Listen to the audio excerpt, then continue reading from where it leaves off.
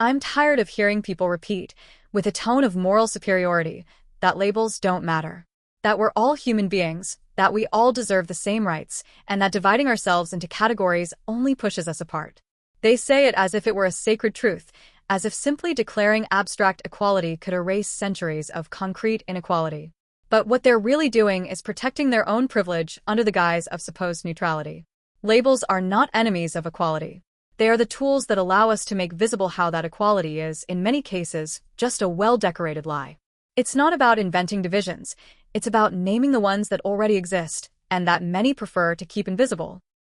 Labels exist because experiences are different, because a cisgender person is not treated the same as a trans or non-binary person, because a white person does not receive the same treatment as a black person, because walking freely is not the same if you are heterosexual or a gay man with a non-normative gender expression.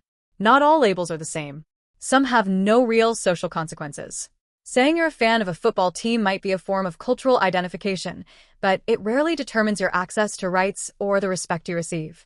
On the other hand, labels like trans person, non-binary person, black person, migrant, or poor carry real weight.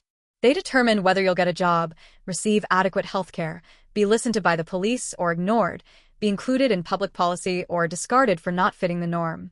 And that's where the hypocrisy of those who complain about labels is revealed.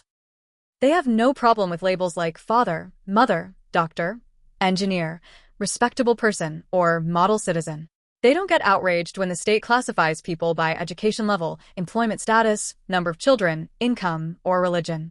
They accept without question that censuses divide the population into countless categories, that the education system labels students by performance, that surveys ask us about race, age, gender, or social class. All those labels seem normal, natural, necessary. But if someone identifies as a trans woman, a non-binary person, a lesbian, or a queer person, then they're suddenly outraged. That's when they talk about division, ideology, and the need to avoid labels. The difference is crystal clear. Labels don't bother them when they serve social control, state administration, or the comfort of the status quo. They bother them when they make visible what that status quo wants to erase. They bother them when they give voice to people who have been silenced. They bother them when they disrupt the mirror in which some want to see themselves forever as the center of normality. There are cisgender homosexual men who, as some say, don't look it. And there are others who are effeminate.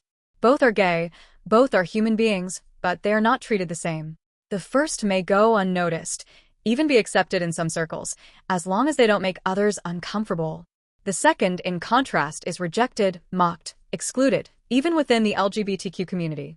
This proves that what is punished is not just sexual orientation, but the way it is embodied, how the body is inhabited, how far one strays from gender norms. Visibility is what gets penalized. Saying that we are all equal is false, when material conditions say otherwise.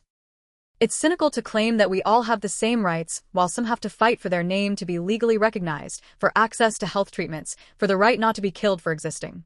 Labels are not symbolic ornaments or empty words. They are essential to understanding social structures and imposed hierarchies. They are tools of diagnosis, public policy, and survival. The most decisive labels are used by healthcare professionals and governments. When a doctor labels you as male or female, that classification determines the kind of care you receive. If you're a trans person and that label is incorrect, the consequences can be serious: mistreatment, denial of treatment, medical errors. If the state doesn't recognize your gender identity, you don't exist in official systems, in statistics, in inclusion programs, or when laws are written. Health labels are critical.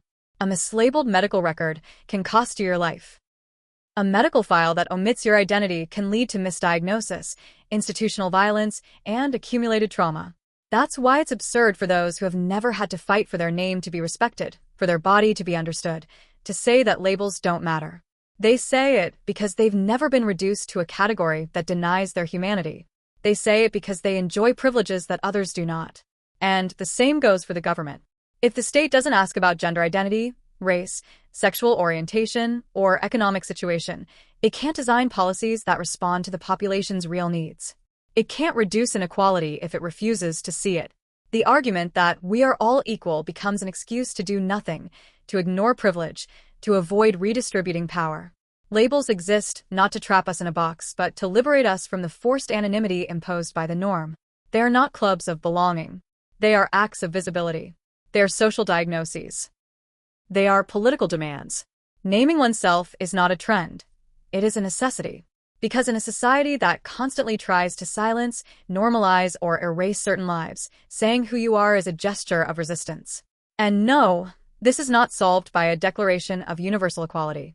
If it were, there would be no access gaps, no systemic violence, no structural marginalization. Just because someone says we are all human doesn't change the fact that there are bodies still considered less valid, less desirable, less worthy of protection. Rejecting labels from a position of privilege is an elegant way of continuing exclusion without admitting it. It's a form of disguised conservatism wrapped in false progressivism. Those who say labels are unnecessary are usually people who have never been denied housing, employment, medical care, education, or identity because of the label they carry. I don't want a society without labels. I want a society where labels aren't used to discriminate or exclude, but to recognize, include, protect, and guarantee rights. I want the state to know how many trans people live in the country, how many are unemployed, how many were expelled from the education system. I want health systems to understand that not all menstruating bodies are women, that not all women have uteruses, that not all men are the same. I want language to reflect reality, not hide it. Labels matter. Not because they define who we are in essence, but because they reveal how we are treated. They are not shackles. They are keys. They are not boxes. They are maps. They are not decorative identifiers. They are tools for survival and transformation. So every time someone says we should stop using labels, I ask myself, who do labels make uncomfortable? Why? What is it that person wants to protect without admitting it? Because neutrality, when imposed from above, is just another way of maintaining the power to name others while denying them the right to name themselves. There can be no justice without naming injustice. No real equality without recognizing inequalities. And no full humanity if only some can say who they are while others are forced to justify, translate, or disappear to be accepted. That's why, yes, labels matter. And they matter a lot.